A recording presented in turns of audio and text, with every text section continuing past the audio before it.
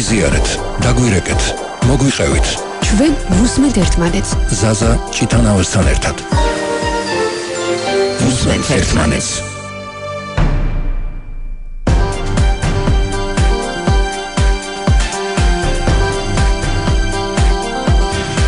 მოგესალმებით, პირდაპირ ეთერშია გადაცემა ვუსმენთ ერთმანეთს. დღეს 17 ნოემბერია და შესაბამისად მსოფლიო სტუდენტთა საერთაშორისო დღეს აღნიშნავს.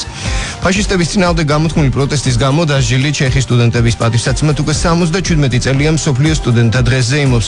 როგორ ხდება ამ თარიღს საქართველოს და როგორია სტუდენტური ყოფა ჩვენ ქვეყანაში? ამ კითხვებზე ვეცდებით დღეს პასუხების მიღებას, ასევე გაგაცნობთ სტუდენტებთან დაკავშირებულ არაერთ საინტერესო ფაქტს გადაცემაში ვუსმენთ ერთმანეთს. მოგესალმებით, ჟურნალისტი ზაზა ჭიტანავა გახლავართ. დღეს ჩვენ ვუსმენთ ერთმანეთს. როგორც უკვე მოგახსენეთ, დღეს სტუდენტთა საერთაშორისო დღეა და სწორედ ამას ეძღვნება ჩვენი გადაცემა და შესაბამისად ინტერაქტივის კითხვაც შემდეგია. როგორ ფიქრობთ, რა არის დღეს სტუდენტებისთვის ყველაზე მნიშვნელოვანი გამოწვევა? 292 1188 292 1199 რადიო იმედის პირდაპირ ეთერის ტელეფონის ნომრები, სადაც შეგიძლიათ დარეკოთ და გამოთქვათ თქვენი მოსაზრება სტუდენტთა საერთაშორისო დღესთან დაკავშირებით, ან დასვათ ამ მიმართულებით თქვენთვის საინტერესო კითხვა. სანამ თქვენ დაგვირეკავთ ნომრებზე 292 1188 292 1199 სატელეფონო დიალოგს შემოგთავაზებთ. ხაზია თბილისის ივანე ჯავახიშვილის სახელობის თბილისის სახელმწიფო უნივერსიტეტის რექტორი ბატონი გიორგი შერვაშიძე. საღამოშვიდობისა ბატონი გიორგი. საღამოშვიდობისა, მოგესალმებით. დიდი მადლობა იმისთვის, რომ მოახერხეთ და გვერდობით პირდაპირ ეთერში. დღეს სტუდენტთა საერთაშორისო დღეა და თქვენ, ასე ვთქვათ, მიზანმიმართულად და შეგნებულად დაკავშირდით საქართველოს პირველი უნივერსიტეტის რექტორი ბრძანდებით. რა არის დღეისთვის სტუდენტური ცხოვრება და რამდენად განსხვავდება იგი თუნდაც იმისგან, რაც თქვენი სტუდენტობის პერიოდში იყო, ასე ვთქვათ, გამორჩეული და განსაკუთრებული სტუდენტისთვის? ძალიან ბევრი რაღაცა არის ახალი, რაც არ იყო ჩემს სტუდენტობაში, თუმცა ჩემს სტუდენტობაში იყო ისეთი რაღაცები, რაც ეხლა არ არის გასაგებია. იცვლება სიტუაცია, იცვლება ფორმაცია შეიცვალა მთელი, საქართველოს გახდა დამოუკიდებელი ქვეყანა, ჩვენ ვსწავლობთ საბჭოთა კავშირის დროს, მე პირადად. ეხლა არის გაცილებით მეტი შანსი იმისა, რომ მივიღოთ კარგი დონის განათლება, ჩვენ აღარ ვართ ჩაკეტილები და ნებისმიერ ქვეყანაში შეუძლია კარგ სტუდენტს, რომ მობილობით გადავიდეს, რასაც აკეთებენ სხვადასხვა ჩვენი სტუდენტები.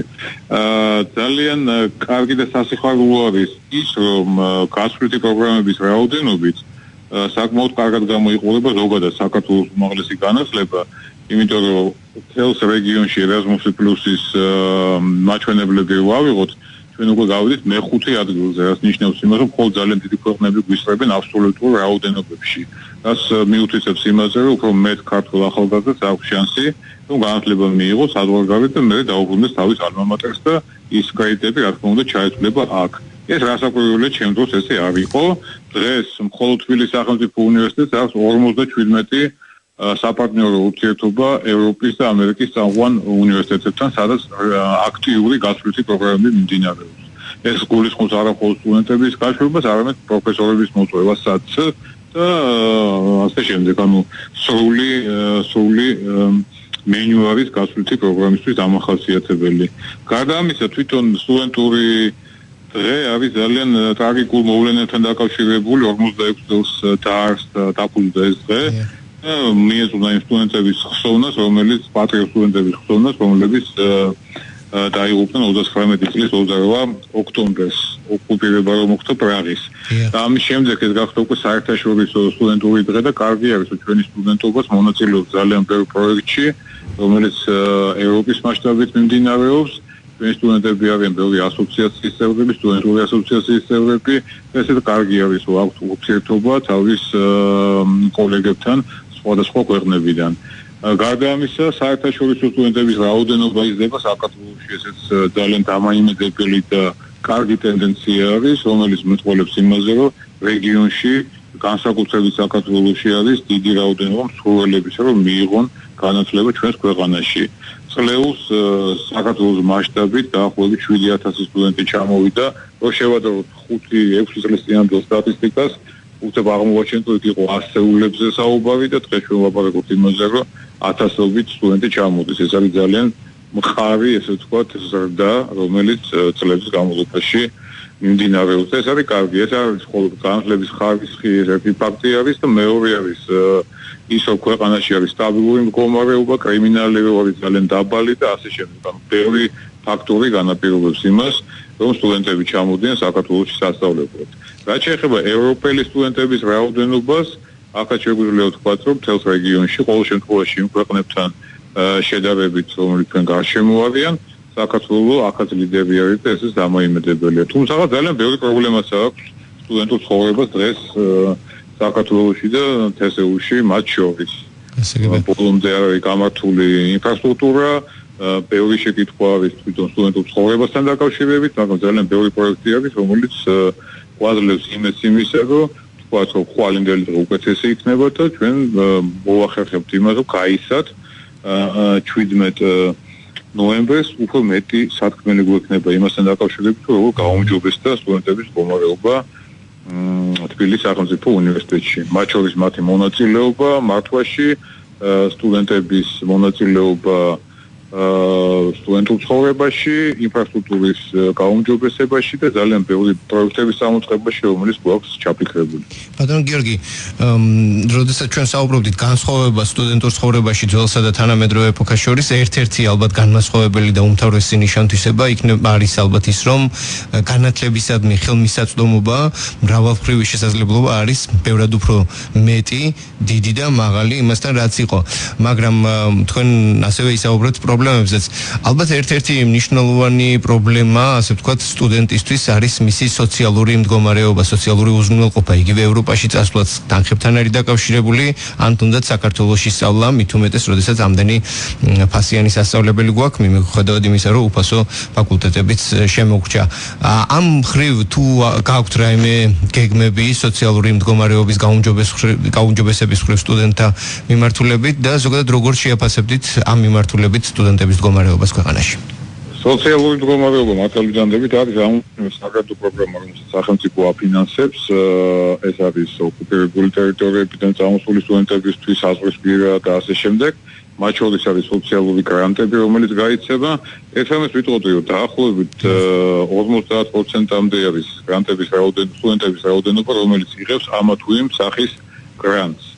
უნივერსიტეტში ეს ციფრი უფრო მაღალი არის, იმიტომ რომ მეტი არის სტუდენტი, რომელიც იღებს სახელმწიფოს დაფინანსებას და ამას ემატება კიდე 21 მიმართულება, რომელიც ფინანსდება სრულად სახელმწიფოს მიერ, ანუ სტუდენტი არაფერს არ იხდის ამაში.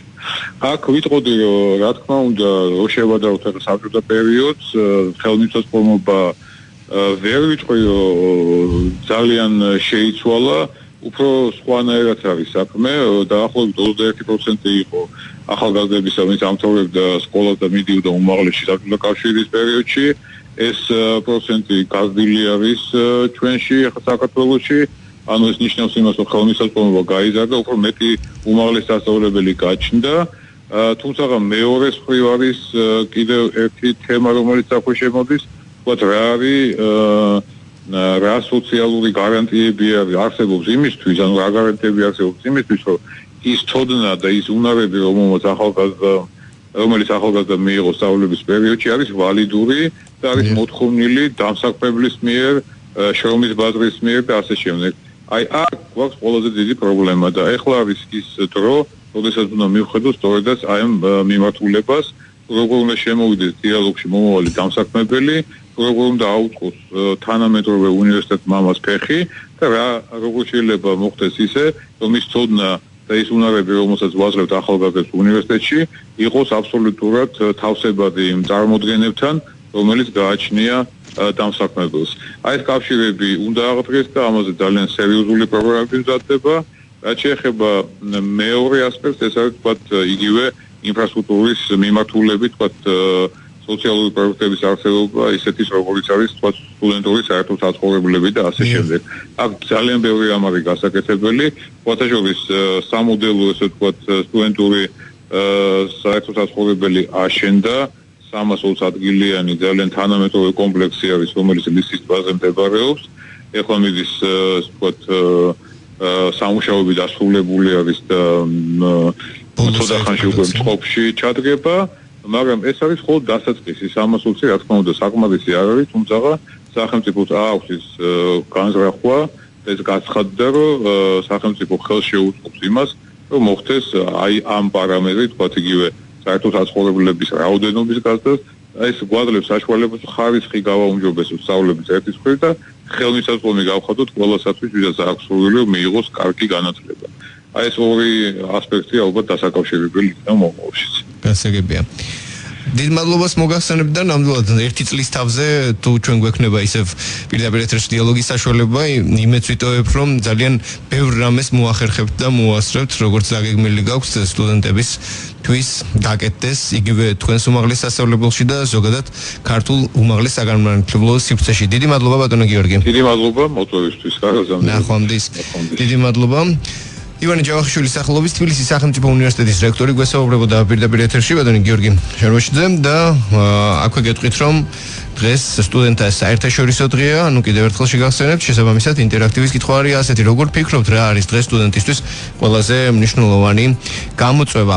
თქვენი მოსაზრების დასაფიქსირებლად ველოდებით თქვენს ზარებს ნომრებზე 292 11 88 ან 292 11 99 და აქვე გეტყვით რომ ამ ყველაფერთან ერთად თქვენ ასევე გადაცემის მეორე ნაწილში გეძლევათ იმის საშუალება რომ ისაუბროთ იმ სოციალურ პრობლემებზე, რომლებიც თქვენ გაწუხებთ და ვეცდებით თქვენი სოციალური სათქივარი მივაწვდინოთ იმ უწყებებს, რომლებსაც შეუძლიათ ამ მხრივ თქვენი დახმარება და შესაბამისად ამ თემებზე შეგიძლიათ საუბარი რადიო იმედის პირდაპირ ეთერში.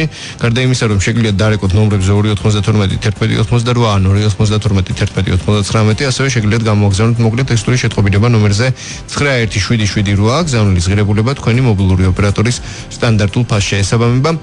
რამდენიმე წუთიანი სარეკლამო პაუზა და კვლავ პირდაპირ ეთერში დაგიბრუნდებით. გაგვიზიარეთ, დაგვირეკეთ, მოგვიყევით. 292 11 88 292 11 99. უსმენთ ერთმანეთს.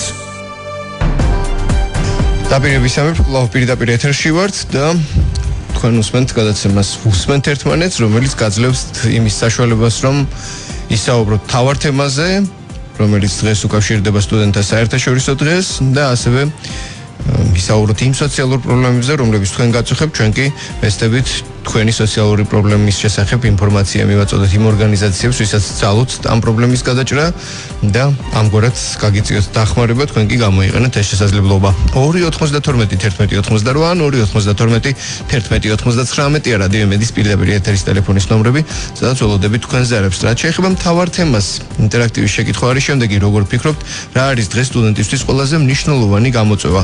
კიდევ ერთხელ შეგახსენებთ, დღეს მსოფლიო სტუდენტთა საერთაშორისო დღეს აღნიშნავს ფაშისტების წინააღმდეგ გამოთქმული პროტესტის გამო დაჟილი ჩეხის სტუდენტების პატივისცემად უკვე 77 წელია მსოფლიო სტუდენტთა დღეს ზეიმობს. საქართველოს კი ამ დღეს 2009 წელს შეუერთდა. გადაცემის პირველ ნაწილში ჩვენ საქართველოს პირველი უნივერსიტეტის ამჟამინდელი რექტორი ყავდა პირდაპირ ეთერში და სანამ დაგვირეკავთ ნომრებზე 292 11 88 ან 292 11 99 კიდევ ერთ სატელეფონო დიალოგს შემოგთავაზებთ. ამჯერად სტუდენტს გავესაუბრებით, გიორგი სარალიძეს, რომელიც ხაზია. საღამოშვიდობისა, ბატონო გიორგი. საღამოშვიდობისა, მოგესალმებით, დიდი მადლობა გადაცემაში მოწვევისას. პირიქით თქვენ დიდი მადლობა იმისთვის, რომ ახლა წარმოადგენთ ასე ვთქვათ სტუდენტთა ხმა ხართ და უნდა ისაუბროთ იმ საკითხებზე, რაც დღეს დღევანდელი თაობის სტუდენტებს ვთქვათ აწუხებს, აინტერესებთ და მოსწონთ. მოკლედ, მოდი ინტერაქტივის კითხვით დავიწყებ თქვენთან დიალოგს. როგორ ფიქრობთ, რა არის დღეს სტუდენტისთვის ყველაზე მნიშვნელოვანი გამოწვევა? სტუდენტებისათვის ჩემი აზრით დღეს ყველაზე მნიშვნელოვანი გამოწვევა არის დასაქმების პრობლემა, იმიტომ რომ საქართველოში არ არსებობს ის პრაქტიკა, რაც ვთქვათ აპრობირებული არის უცხოეთში და განვითარებულ ქვეყნებში, არ არსებობს ერთიანი ვთქვათ რაიმე ისეთი ბაზა, სადაც სტუდენტებს ეკნებათ საშუალება, რომ საკუთარი თავი კერძო სექტორს წარუდგინონ. საჯარო სექტორის მხრივ არის პოზიტიური ძვრები, რომ არსებობს ესეთი საჯარო სამართლის იურიდიული პირი, დასაქმების ეროვნული ბიურო, რომელიც ელექტრონულ ფორმატში შესთავაზებს სტუდენტებს იმ ვაკანსიებს, სადაც საჯარო სექტორი თავაზობს, მაგრამ მე ვფიქრობ, რომ ეს უფრო დასახლებული იქნება, ამაზე მუშაობა უნდა გაგრძელდეს და ამ მხრივაც უნდა მოგვარდეს პრობლემები. ასევე ერთი ძალიან დიდი გამოწვევა არის განათლების პრობლემა საქართველოში. ჩვენ კარგად ვხედავთ თითოეულ სახელმწიფო უნივერსიტეტში, რომელიც ბირთვი არის ასე რომ ვთქვათ განათლების მიღების მხრივ საქართველოში არსებობს მრავალი პრობლემა, იქნება ეს ინფრასტრუქტურული, იქნება აკადემიური დაგეგმარებითი კუთხით თუ სხვადასხვა კუთხით და ალბათ უფრო აი ამაზე შეიძლება ვისაუბროთ სასურვო რომ არაფერი არ ვთქვათ იმ სოციალურ პრობლემებზე, ვთქვათ იმ ნარკომანიაზე, ასე შემდეგ განაშაულების დანამიდრეკილებაზე და საკმაოდ რთული და პრობლემატური თემა არის საქართველოში ახალგაზრდული და სტუდენტური ცხოვრების კუთხით დაგროვებული. ესე იგი, გიორგი, თქვენ რომელ კურსზე ბრძანდებით? მე მეოთხე კურსზე გახლავთ. და თუ არ ვწები, თბილისის ივანე ჯავახიშვილის სახელობის თბილისის სახელმწიფო უნივერსიტეტში, ხო? და თქვენ ახლა რაზეც ისაუბრეთ, თქვათ დასაქმების თემატიკა შესაბამისად განსაკუთრებით საინტერესოა თქვენთვის ალბათ მესამე, მეოთხე კურსელებისთვის, მეორე კურსელებისთვის და უკვე შემდეგ ალბათ მაგისტრანტებისთვის. მაგრამ პირველ კურსელებისთვის, მეორე კურსელებისთვის ალბათ თავდაპირველად მეტი აქცენტი იგივე განათლებაზეა. რა არის, ასე ვთქვათ, განსაკუთრებულად კარგად გაკეთებული განათლების მისაღებად უმაღლეს სასწავლებლებში თქვენი დაკვირვებით და რა მხრივ შეიძლება კიდევ უფრო მეტად დაიხვეწოს მდგომარეობა სრულფასოვანი განათლების მისაღებად, რა თქმა უნდა ეს იმ იდეალურ შემთხვევაში ვსაუბრობთ, როდესაც სტუდენტს მტვერსასტრუტია გასცდა ჩართული და ხებულობს ყველა ინფორმაციას, რაც თითოეულ ლექციაზე გაიჟღერებს. მე პირდადად ჩემს გამოცდილებას გესმით უნივერსიტეტის სადაც მე ვსწავლობ იმასთან დაკავშირებით და უპირატესობა ალბათ არის რომ საკმაოდ კარგი პროფესორა გვყავს საქართველოში, ყოველ შემთხვევაში უნივერსიტეტში და ფაკულტეტზე სადაც მე ვსწავლობ ამ მხრივ სადაც უნდა ნამდვილად არაფერი მაქვს. და ალბათ მე იმას ვიტყოდი რომ უფრო დახვეწილი და თანამედროვეობაში თანამედროვეობასთან შესაბამისი უნდა იყოს ის ლიტერატურა რომელსაც სწავლობენ სტუდენტები ძალიან რთული არის აი ამ მხრივ საქმე იმასთან დაკავშირებით რომ ქართულ ენაზე ხშირად ლიტერატურა არ აქვს განსაკუთრებით სამართლის ან მსგავსი აქტიური და მსგავსი პრობლემატური საკითხების შესწავლილ სტუდენტებს. არის პრობლემები დაკავშირებული ინფრასტრუქტურასთან, ხშირად სტუდენტებს უწევთ ძალიან ცუდ კორპუსებში, ძალიან ცუდ პირობებში განათლების მიღება. უპირატესობა საქართველოში უნდა ჩაითვალოს ის, რომ ხშირ შემთხვევაში ჩვენ გვყავს ძალიან კარგად მომზადებული აკადემიური პერსონალი, რომელსაც აქვს გამოცდილება როგორც პრაქტიკული, ასევე თეორიული განათლებაც აქვს მიღებული უცხოეთში და ისინი არიზარებენ და მიაწოდებენ ახალგაზრდებს იმ ცოდნას, რაც მათ სჭირდებათ. თუმცა პრობლემები როგორც წეღან ვახსენე, საკმაოდ ბევრი არის დაგროვებული, თვითონ ხედვა, თვითონ მიდგომაც განათლების სისტემასთან დაკავშირებით არის შესაძლებელი. ასევე მინდა აღვნიშნო, რომ საკმაოდ პრობლემატურად მესახება პირადად მე უნივერსიტეტამდელი, ანუ სასკოლო განათლებაც, იმიტომ რომ იქაც ძალიან დიდი პრობლემა არის დაგროვებული და სკოლიდან მიღებული ისეთი განათლება, რომელიც შემთხვევაში უნივერსიტეტში უკვე აღარ ადგება სტუდენტს, ინერციით მერე უკვე აისახება სტუდენტის თვითშეფასებაზე, მის საუნივერსიტეტო წარმატებაზე და ასე შემდეგ და ასე შემდეგ. გასაგებია. გიორგი, ერთ კითხვასაც დაგისვამთ. ადრე წლების წინ მაგალითად სტუდენტობისას ძალიან კარგი დატვირთვით მუშაობდნენ ქსერო აპარატები. ანუ წიგნებზე, კოპირებაზე ძალიან იყვნენ გადასტულები სტუდენტები, ბიბლიოთეკები მაშინ ძალიან აქტიური მოხმარების საგანი იყო, რა თქმა უნდა, საქმის მკეთებელი სტუდენტებისთვის და დღეს, ასე ვთქვათ, თანამედროვე ტექნოლოგიებმა რომ არაფერი ვთქვათ ინტერნეტზე, ასევე იგივე სმარტფონების შესაძლებლობებმა რაღაცები ამ მხრივ გაამარტივა. რამდენად დიდია წილი, ასე ვთქვათ, გადართვა თანამედროვე სტუდენტებისა კლასიკური წიგნებიდან ლექციებისთვის საჭირო ლიტერატურის და ინფორმაციის მოსაპოვებლად ინტერნეტის ან ელექტრონული წიგნების მიმართულებით გადართვა. Აქ მე ყოველ შემთხვევაში ერთ პრობლემას ხედავ, ანუ მაგ ჩემი აზრით არ არის პრობლემა სტუდენტს, ოდესაც სჭირდება რომ რაღაც ლიტერატურა მოიძიოს და ნახოს, მას ავტომატურ რეჟიმში უწევს რომ იმ ხატრულ თუ არაპროფესიულ ლიტერატურასთან ერთად მიიღოს ის ლიტერატურა და წაიკითხოს ის ლიტერატურა, რაც მას თავის პროფესიისათვის სჭირდება. მე არ ვამბობ, რომ პრობლემა უბრალოდ ვამბობ, რამდენად დიდი არის უკვე თქვა წილი, ასე ვთქვათ, ელექტრონული წიგნებისა სტუდენტის ცხოვრებაში კლასიკური წიგნების ფონზე. საკმაოდ ბოდიშვილს არასწორად გავიგე როგორც ჩან შეკითხვა. საკმაოდ გაიზარდა მე პირადად აქტიურად ვარ ელექტრონული წიგნების მომხმარებელი, უფრო მოსახერხებელია ბევრად და ამ მხრივ არის სამუშაო ძალიან ბევრი. ელექტრონულ რეჟიმში განათლების მიღება ძალიან პრაქტიკული და მოსახერხებელია, იმიტომ რომ არც წონასთან დაკავშირებული, წიგნის წონასთან დაკავშირებული პრობლემა არ გექნება. შეგიძლიათ აიღო და გქონდეს ყველგან სადაც საჭიროა. თუმცა აქ არის ერთი პრობლემა. ანუ საავტორო უფლებების დაცვის კუთხით ხშირად ირღვევა საქართველოში ეს უფლებები. აი თქვა თუ ვიღაც მოიპოვებს PDF ვერსიას კონკრეტული წიგნის და შემდეგ ეს ელვისის სწრაფით ვრცელდება და შეუძლებელიც არის რომ ამ გავრცელებას მოუძებნოს მერე რაღაც მექანიზმი რომ ის შევაჩეროს. და ეს საკმაოდ დიდ პრობლემებს ქმნის, იმიტომ რომ ძალიან ბევრი საერთაშორისო ორგანიზაცია, იგივე ევროკავშირი დიდ ყურადღებას აქცევს თქვათ საავტორო უფლებების დაცვას. და მე ყოველ შემთხვევაში ასე ვფიქრობ, რომ უნივერსიტეტებმა უნდა მოახდინონ, ან უნდა მოახერხონ, რომ შეიძინონ ელექტრონული ვერსიები კონკრეტული წიგნების და შემდგომ უკვე როგორღაც მოახდინონ იმის უზრუნველყოფა, რომ სტუდენტებს ჰქონდეთ აი ამ ელექტრონული წიგნების სარგებლობის საშუალება. რა თქმა უნდა, გაიზარდა ელექტრონული საშუალებების მოხმარების ხარისხი სტუდენტებში, თითქმის ყოველ მეორეს აქვს ისეთი მოწყობილობა, რომელიც მას საშუალებას აძლევს ელექტრონულ ფორმატში მიიღოს განათლება. და ვფიქრობ, რომ მსგავსი პრაქტიკის დანერგვა აუცილებელი კი არა, გარდაუვალიც კი არის, იმიტომ რომ რაღაც დროის შემდგომ იმდენად მოქნილი გახდება ეს სისტემა, რომ შეუძლებელი იქნება სხვაგვარად შეუძლებელი კი არა, მოუხერხებელი იქნება სხვაგვარად განათლების მიღება. გასაგებია. დიდი მადლობა გიორგი. წარმატებებს გისურვებთ და მადლობა თქვენ. იმედი მაქვს, რომ პრობლემები, რომლებზეც ასაუბროდათ, ახლა ჩვენ დრო არ ქონდა, დროთა განმავლობაში შემცირდება და განსაკუთრებულად ხელშეწყობით მოვეპყრობით ჩვენ სტუდენტებს იმისთვის, რომ მათ შეუქმნათ ყველა პირობა მომავალი, წარმატებული და ღირსეული ცხოვრებისთვის. მაგიმეს ვიტოვებ თითოეული სტუდენტი. დიახ, დიდი მადლობა, წარმატებებს გისურვებთ.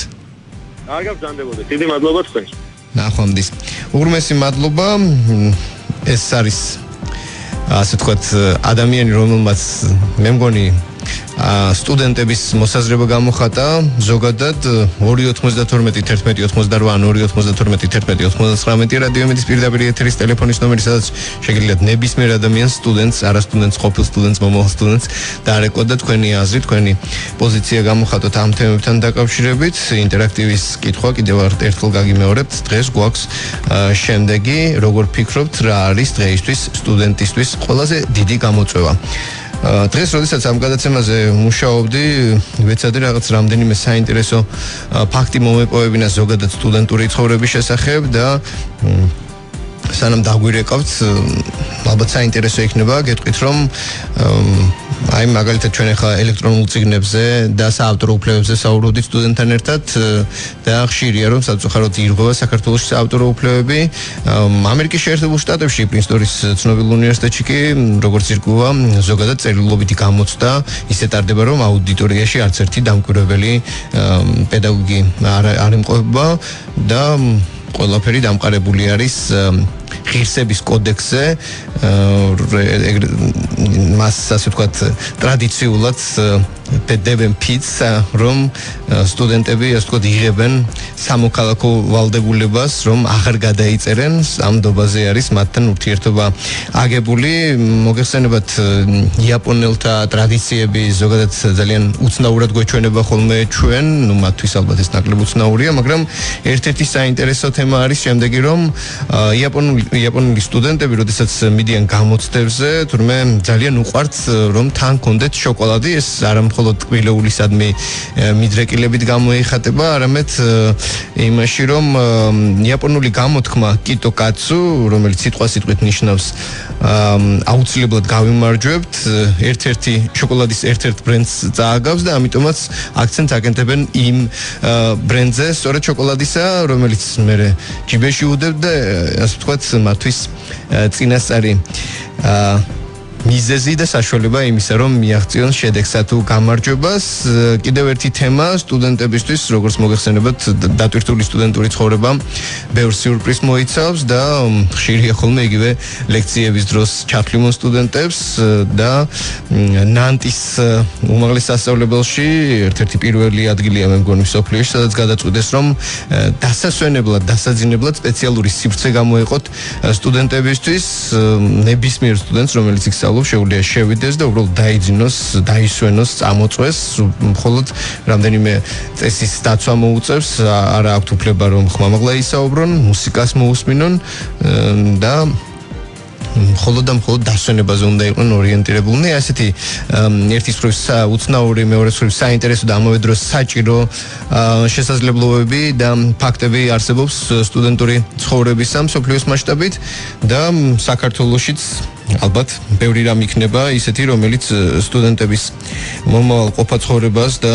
სტუდენტურ ცხოვრებას კიდევ უფრო გაახალისებს, გაალამაზებს და გაამრავალფეროვნებს, იმიტომ რომ სტუდენტური ცხოვრება ერთგვარი ეტაპია ადამიანებისა, რომელიც მოქალაქეზე დიდ შთაბეჭდილებას ახდენს და ეს შთაბეჭდილება აუცილებლად უნდა იყოს კარგი, ეს რაც შეეხება ემოციურ ფონს, დანარჩენი რაც შეეხება განათლებას, ამ მხრივ ჩვენ სახელმწიფომ ყველანაირი ხელშეწყობა უნდა და მხარდაჭერა უნდა გამოუცხადოს სტუდენტს, რომ მან მაქსიმალური განათლება მიიღოს. 292 11 88 292 11 99 რადიო იმედის პირდაპირ ეთერის ტელეფონის ნომრები უკვე ერთ-ერთი მსმენელია ხაზზე, როგორც მატყობინებენ საღამოშვიდობისა გისმენთ. საღამოშვიდობისა, მე მინდა შევეხო მეორე კორპუს უნივერსიტეტის თესეულს მეორე კორპუს, იქ აშკარად სარემონტოა, ყოველ შემთხვევაში მესამე სართული, ის როგორ არის თვითონ პარკეტში არის ჩამჯდარი უკვე აი ეს გაჯი თითქოს მთლიანად სუნთქავ, აი გაჯის თუ მტვრით არის სავსე. თქვენ იქ მუშაობთ, სწავლობთ თუ რა შეხება გაქვთ? მე მაქვს შეხება იქ უბრალოდ ხო და ეხლა რა მაინტერესებს ის ობსერვატორია მაშინ რო დაიწვა ზემოთ რაც იყო ის აკეთა თუ არა ეგეც არ ვიცი ეგეც მაინტერესებს ძალიან და მე რა მინდა გითხრათ თქვათ მე სტუდენტი ვარ დოქტორანტი ვარ და წვდომა კი აქვს ნაყიდი ესე იგი ჩვენს ბიბლიოთეკას სხვადასხვა ბიბლიოთეკების მაგრამ მე რაც დამჭირდა გესმით რა არის ანუ ესე პროტონიანი რაც არის ბიბლიოთეკები რაც მე ლიტერატურა მჭირდება მოკლედ ისინი არ არის ნუ არ ვიცი მე მგონია რომ ძალიან ცოტა ბიბლიოთეკასთან არის წვდომა და უფრო მეტი ფულის დახარჯვა ალბათ საჭირო რომ მეტთან მეტი მოიცვას უნივერსიტეტის ბიბლიოთეკამ ესე ვფიქრობ. თქვენ ამჯერად ამბობდით სამეცნიერო თემატიკის ჟურნალებთან წვდომაზე? ხო, სამეცნიეროსთან კი, სამეცნიერო. რაც შეეხება ობსერვატორიას, ანუ თქვენ პირველ კითხვას მე ვერ გაგცემ პასუხს, იმიტომ რომ კაიხანი არ ყოფილ ვარ უნივერსიტეტში და არ ვიცი რა მდგომარეობაა. რაც შეეხება მეორე კითხვას, მაქვს ინფორმაცია შემდეგი, რომ განათლების სამინისტრო, მე მგონი სწორად ვიცი ეს ინფორმაცია, განათლების სამინისტრო ყიდულობს, ასე ვთქვათ, წვდომას ინტერნეტის საშუალებით სოფლიოს დიდ სამეცნიერო ჟურნალებთან, უпростоრად საგამომცემლო ინტერნეტ სახლებთან. და ეს წვდომა აქვს ყველას თანაბარი, ყველა უმაღლეს სასწავლებელსა და ბიბლიოთეკებს, რომლებიც საქართველოში მოქმედებენ. შესაბამისად, მე ვერ ხვდები, რატო არის ასე ვთქვათ, თქვენთვის მცირე გაბარიტი. არა, ისეთ რა მე მარტო უნივერსიტეტში მაქვს ნანახი, ასე სხვა იმაში, მე იმისი სტუდენტი ვარ და იქ გიხება სტუდბილეთით, ხო სწორია, არა, შედიხარ რა თხან სხვაგან ეხა სხვა სტუდენტი არ ვარ და სხვაგან ხო არ ვიცი როგორ არის. მე მგონი ყველა უმაღლეს სასწავლებელიდან ერთი და იგივე წვდომა არის თუ მე უმაღლეს სასწავლებელმა ცალკე თვითონ არ ჩართო და ხელშეკრულება არ დადო რომ მე რაც მოვიძიე არაფერი რაც მე მჭირდება მე ჰუმანიტარი ვარ და ნუ არ იყო რა აი თქვა 2002 წელს გამოცემული ისეთი რაღაცა და რო ვიყიდო ის ხო ღირს $24 ან 19 евро თუ რაღაცა და ხა ამდენ რაღაცას ხო ვერ გაიგე ერთი სტატია მარტო გესმის და ნუ ამას საკმაოდ რთული სიამოვნება უბრალოდ ძვირი სიამოვნება ამიტომაც თუ ჯერჯერობით სანამ მოგვარდება თქვენთან ეს პრობლემა მე გირჩევდით ბიბლიოთეკებს მიმართოთ იქიდან არის ნამდვილად ვიცი წვდომა მრავალი საგამომცემლო სახლის ელექტრონული სამეცნიერო დოკუმენტაციისადმი დიდი მადლობა ზარისთვის ურმესი მადლობა შეგახსენებთ რომ გადაცემა ვუსმენთ ერთმანეთს რადიო იმედი და სოციალური ვებ პლატფორმა WeHelp.gi ერთობლივ საქველმოქმედო კამპანიას ახორციელებენ და კიდევ ერთხელ შეგახსენებთ თუ ვის ვეხმარებით ჩვენ ამ კამპანიის პარალელში ამ კვირას 28 წლის გურამ ლომსაძე არის ადამიანი ვისაც ვეხმარებით მას ნაწლავის პერფორაცია აქვს და ოპერაცია ასევე პოსტოპერაციული რეაბილიტაცია სჭირდება რომელიც 4605 ლარი ღირს მის დასახმარებლად შეგიძლიათ დარეკოთ ნომერზე 0917108082 ზარისღირებულება 1 ლარია დამატებითი ინფორმაციისთვის ეწვიეთ ვებგვერდს WeHelp.gi რაც შეეხება დღევანდელ დღეს კიდევ ერთხელ შეგახსენებთ რომ დღეს სტუდენტთა საერთაშორისო დღეა ჩვენ რაღაც ისე აგვეწყო რომ მეტი წელი თესეულზე გქონდა აქცენტი მაგრამ სტუდენტური ცხოვრება ძალიან აქტიურად მიმდინარეობს ჩვენ სხვა არაერთს და უამრავ მინიმუმ პროფილურ უმაღლეს სასწავლებლებში და კერძო სასწავლებლებში, რომლებიც ასე უხვადაა ჩვენთან. ზოგადად ამ დღის ისტორიასთან საქართველოში მისი აღნიშვნის თემატიკაზე მეტი ინფორმაციის მისაღებად მე შემოგთავაზებთ ანა ბარათაშვილის სიუჟეტს და ამ სიუჟეტით დაგემშვიდობებით და გეტყვით რომ ხვალ 17 საათიანი საინფორმაციო გამოშვების შემდეგ კვლავ პირდაპირ ეთერში შეგიძლიათ მოусმინოთ გადაცემას უსმენთ ერთმანეთს. დიდი მადლობა რომ უსმენდით ერთმანეთს. ნახვამდის. დღეს მსოფლიოში სტუდენტთა საერთაშორისო დღე აღინიშნა. ეს დღე 1941 წლის 17 ნოემბერს ლონდონში ფაშიზმის წინააღმდეგ მებრძოლთა საერთაშორისო შეხვედრაზე ჩეხ პატრიოტ სტუდენტთა ხსოვნის ნიშნად დაწესდა. თარიღი დასაბამს 1939 წლის ტრაგიკული ისტორიიდან იღებს. 28 ოქტომბერს ფაშისტების მიერ ოკუპირებულ პრაღაში სტუდენტებმა და მათმა პედაგოგებმა ჩეხოსლოვაკიის დამოუკიდებლობის აღსანიშნავად დემონსტრაცია გამართეს. ფაშისტებმა დემონსტრაცია დაარბიეს და სამედიცინო ფაკულტეტის სტუდენტი იან ოპლეტალი დახვრიტეს, რომლის ზალოთ საპროტესტო მსვლელობაში გადაიზარდა. 17 ნოემბერს დილით ადრე ფაშისტებმა სტუდენტთა საერთო საცხოვრებელს ალყა შემოარტყეს, 1200-ზე მეტი სტუდენტი აიყვანეს და საკონცენტრაციო ბანაკში დაამწყვდიეს. 9 აქტივისტი კი დახვრიტეს.